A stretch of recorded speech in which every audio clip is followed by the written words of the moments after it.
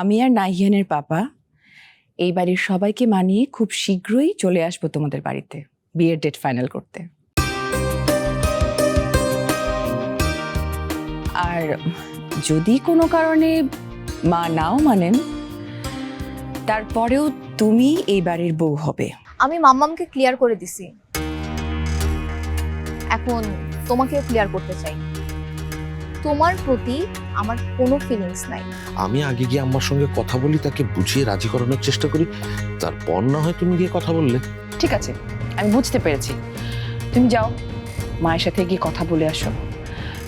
কি বলবে কিভাবে বলবে আমি জানি না, বাট নাহিয়ানের সাথে মেঘার বিয়ের বিষয়টা একদম ফাইনাল করে তারপর আসবে। তোমার মুখে তো শুনছিলাম নাহিয়ান ভাইয়ার দাদির কতটা পাওয়ার, তার কথাবার্তা আমার কাছে ক্লিয়ার না। উনি কিন্তু যে কোনো মুহূর্তে পুরো সিদ্ধান্ত উল্টাই দিতে পারে।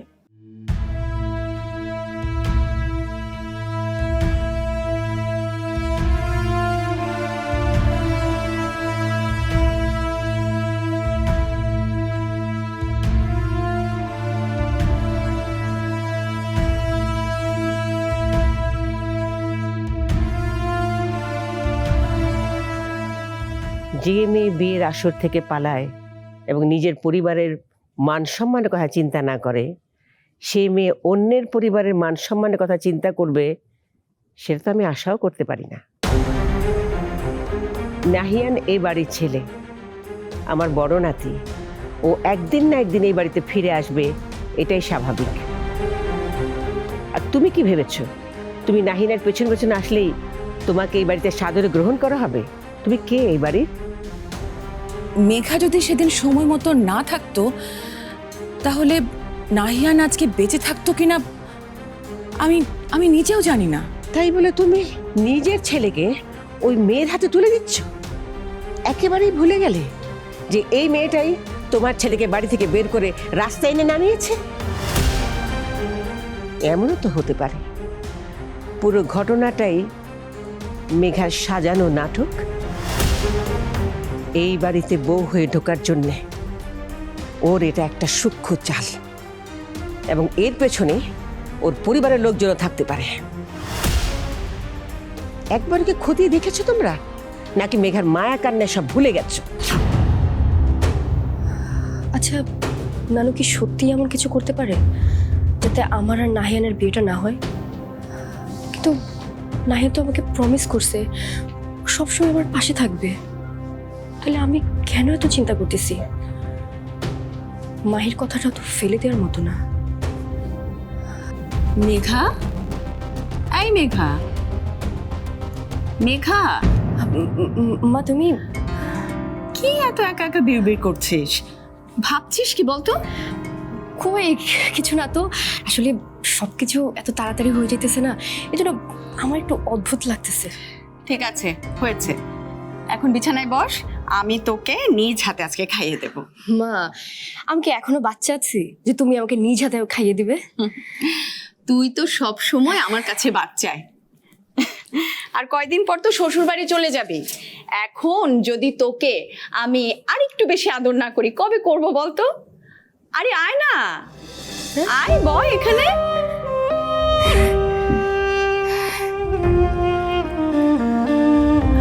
আচ্ছা মেঘা, নাহিয়ানের সাথে তোর কথা হয়েছে? হ্যাঁ হয়েছে, নাহিয়ান বলল ওরা খুব তাড়াতাড়ি আমাদের বাড়িতে আসবে আর বিয়ের দিন তারিখও ফাইনাল করবে। এই ভালো কথাটা তুই আমাকে এতক্ষণ বলিসনি কেন? আচ্ছা কারা আসবে?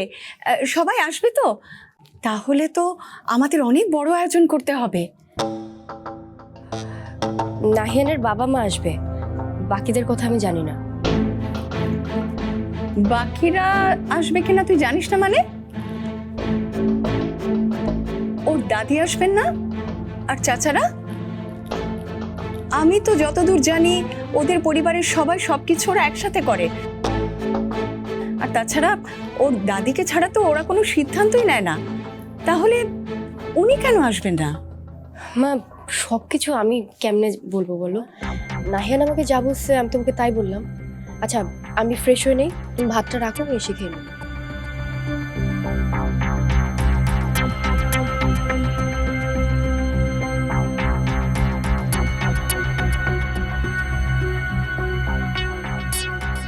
আমার মেয়েটা এমন ছটফট করছে কেন? কি নিয়ে এত ভাবছে? আমাকে কিছু লুকাচ্ছে না তো? আসছি। বাসায় এত মানুষ, কিন্তু দরজা খোলার বেলায় কেউ নেই।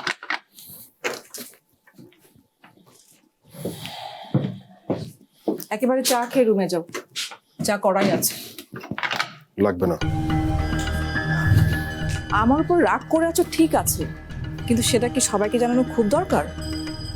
এখনই বড় ভাই ভাবি মা চলে আসবে, তারা যদি জিজ্ঞেস করে কি বলবো? এক এক সময় এক একজনকে এক এক অজুহাত দিচ্ছি।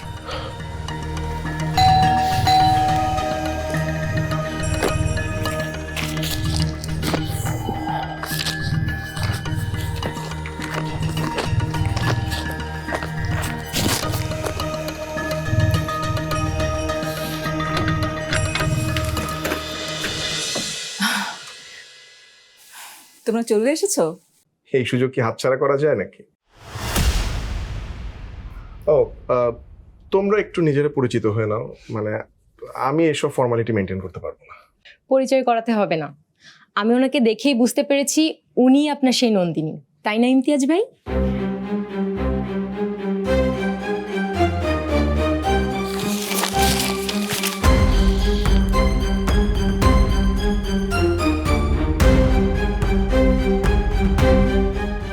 হ্যালো।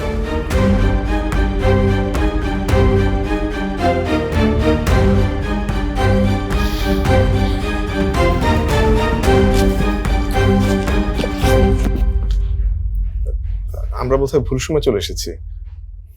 সরি বিপাশা, আসলে আমার ফোন করে আসা উচিত ছিল। ভেতরে এসো তোমরা।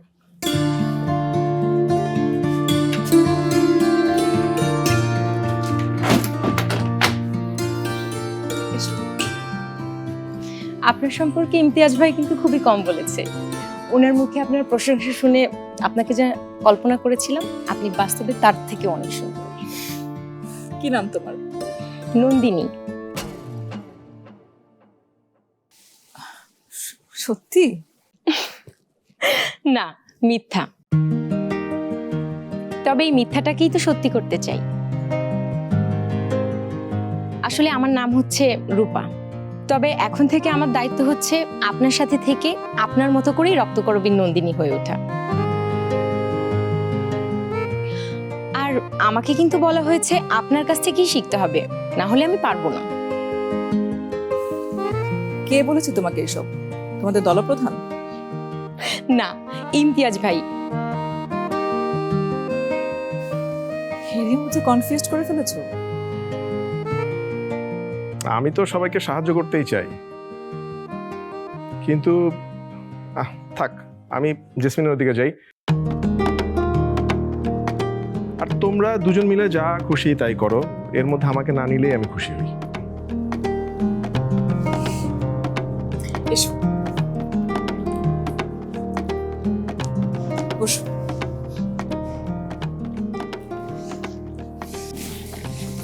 তুই রক্তকরবী কতবার করেছো? দুবার।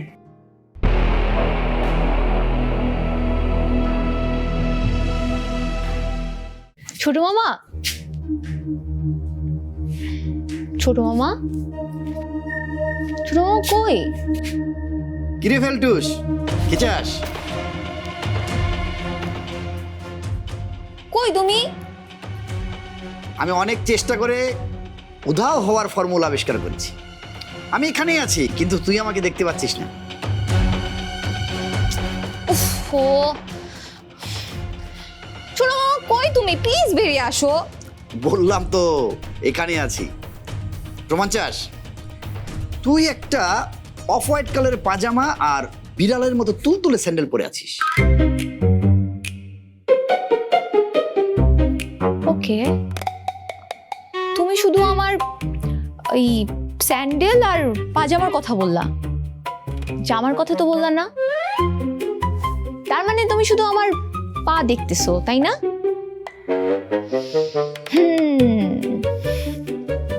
I guess it right. বেরিয়ে আসো ছোট মামা, খাটের নিচে কি করতেছো তুমি? তুই আসলে একটা ফেলটুস। আমি ভেবেছিলাম অনেক আগে তুই বুঝতে পারবি আমি খাটের নিচে। দেখো আমাকে এই ফেলটুস ফেলটুস বলবা না। জীবনে আমি কখনো ফার্স্ট সেকেন্ড ছাড়া থার্ড পর্যন্ত হই নাই। কই তখন তো কিছু বলো নাই। কি একবার ফেল করছি এটা নিয়ে বারবার বলতেছো। দিস ইজ নট ফেয়ার ছোট মামা। মানুষের সহজাত প্রবৃত্তি এইটাই, তুই সারা জীবনে 100% সঠিক কাজ করবি, কেউ তোকে তালি দেবে না। আর যেই তুই একটা ভুল করবি অমনি পৃথিবীর সবাই তোকে সেই ভুলটা নিয়ে কথা বলবে। শোনো, তোমার এই ফিলোসফি আমার মাথার উপর দিয়ে যাইতেছে। এতক্ষণ যা যা হয়েছে আমি কিচ্ছু প্রসেস করতে পারতেছি না। এনিওয়ে, তুমি খাটের নিচে কি করতেছিলা? মানুষ বদ্ধ অবস্থায় স্বল্প জায়গায় পরিষ্কারভাবে ভাবতে পারে, আমি সেটাই করছিলাম। তুমি এত আজব কেন? তোকে আজ একটু অন্যরকম লাগছে, কারণটা কি নাহিয়ান? আচ্ছা, তোমার তো অনেক বুদ্ধি, তাহলে তুমি গেস করো দেখি। তোর চোখ লাল এবং খানিকটা ফোলা, মানে তুই কেঁদেছিস, অনেকখানি কেঁদেছিস। কিন্তু মুখের হাসিটা একদম খাঁটি, তার মানে মন ভালো। তোর এই কান্নার সাথে আনন্দের একটা দারুণ সম্পর্ক আছে। আর আমি যেই নাহিয়ান নাম নিলাম অমনি তোর মুখের মধ্যে একটা তাচ্ছিল্যের ভাব ফুটে উঠল। তার অর্থ হচ্ছে তোর এই কান্নাকাটির সাথে নাহিয়ানের কোনো সম্পর্ক নেই। তাহলে তাহলে তো অপশন থাকে একটা, মাম্মাম। তার মানে মাম্মামের সাথে তোর কোনো সুখকর এবং আনন্দময় সময় কেটেছে। কি পাস করেছি? ছোট মামা, মাঝে মাঝে মনে হয় তুমি এই গ্রহের মানুষ না, তুমি কোনো ভিন গ্রহের এলিয়েন। আচ্ছা ঠিক আছে, এখন বল তোকে আমি কিভাবে সাহায্য করতে পারি?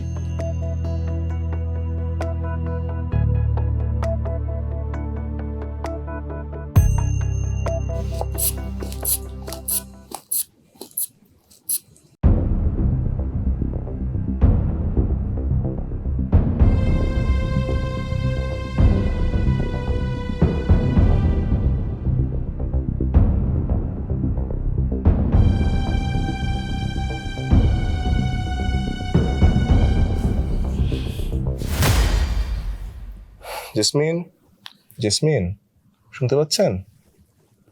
কেমন লাগছে এখন? ভালো। কি করলেন সারাদিন? তেমন কিছু না, রুমেই সারাদিন শুয়েছিলাম। কিন্তু আপনাকে এরকম আপসেট দেখাচ্ছে কেন? না তেমন কিছু না, আজকে কিন্তু আপনাকে সারাদিন বিছানায় থাকতে হবে। আপনাকে অনেক উইক লাগছে আজকে।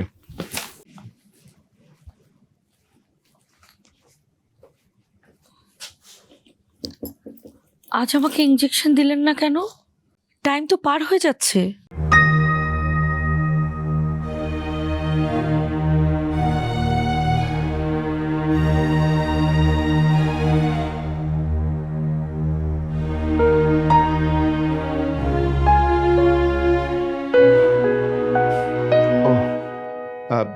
সরি, আজ ওষুধ আনতে ভুলে গেছি জেসমিন।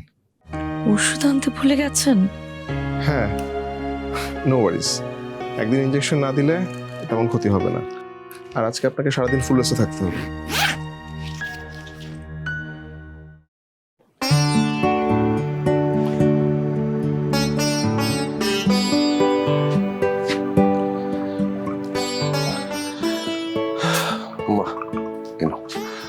ফিরে তুই চাহাতে বিপাশা কোথায়? বিপাশা কি আজকাল আমাকে চা দেয়া ভুলে গেল নাকি রে? না না, ওর যে একজন গেস্ট আসছে, তাই আমি ভাবলাম আমি চাটা নিয়ে যাই। বিপাশার আবার গেস্ট কে? আমি চিনি না, আত্মীয় স্বজন হবে, এই অল্প বয়সী একটা মেয়ে। চায়ের বাহানা দিয়ে তুই এই ঘরে কেন এসেছিস সেটা আমি ভালো করেই বুঝি, এবং তুই কি বলতে চাচ্ছিস তাও আমি জানি। তবে একটা কথা মনে রাখিস, এবার কিন্তু আমার কথার এক চুলো নড়চুর হবে না। মেঘার সাথে নাহিয়ানের বিয়ে কোনোদিনই হবে না। আর মেঘার মতো মেয়ে এই বাড়ির বউ কিছুতেই হতে পারে না। তোমার অনুমান ঠিক আছে, আবার একটু ভুলও আছে। আমি এই বিষয়ে কথা বলতে এসেছি। আমি চাচ্ছি তুমি এই বিয়েতে মত দাও, অল্প কিছুদিনের জন্য। আলটিমেটলি এই বিয়েটা ক্যান্সেলই হবে। কি বলতে চাচ্ছিস তুই? তোর কথা তো আমি কিছুই বুঝতে পারছি না সাফায়েত। মেঘার বিষয়ে তুমি যেটা বলছো আমিও ঠিক সেটাই মনে করি। ওই মেয়ে আমাদের ফ্যামিলির সাথে ম্যাচ করে না। আমি নাহিয়ানের সাথে মেঘার বিয়ে হতে দেব না। তাহলে লুবনা আর নাহিয়ান যে লাফালাফি করছে, তুই নাকি এই বিয়েতে রাজি? আম্মা, ভুলে যেও না, মেঘার জন্য নাহিয়ান কিন্তু বাড়ি ছেড়ে বেরিয়ে গিয়েছিল। এখন ওই মেয়ের জন্য লুবনাকে যেন বাড়ি ছেড়ে যেতে না হয়, তাই আমাকে একটু ছলাকলা করতে হচ্ছে, এই আর কি। নাহিয়ানকে এখন কিছু বোঝাতে গেলে সেটা কিন্তু হিতে বিপরীত হয়ে যাবে। কিছু বলতে গেলে তুমি নাহিয়ানের কাছে ভিলেন হয়ে যাবো। কি দরকার? নাহিয়ান ফিজিক্যালি ফিরে আসলেও ওর মন কিন্তু পড়ে আছে মেঘার কাছে। কি করতে চাচ্ছিস তুই? তুমি নিশ্চিন্ত থাকো আম্মা, আমি এমন কিছু করব যাতে সাপও মরবে, লাঠিও ভাঙবে না। আমি সব ব্যবস্থাই করে রেখেছি। আমরা সবাই এই বিয়েতে রাজি থাকবো, এমনকি তুমিও। বিয়েটা ভাঙবে মেঘা নিজে। ও নিজেই এই বিয়ে থেকে সরে দাঁড়াবে। শোনো, আমার উপর তুমি বিশ্বাস রাখো। আমি যা করছি তাতে এই ফ্যামিলির কারো রিলেশন নষ্ট হবে না, শান্তিও বজায় থাকবে। আর আমাদের ছেলেও সারা জীবনের জন্য আমাদের কাছেই থাকবে। বুঝতে পেরেছো তুমি?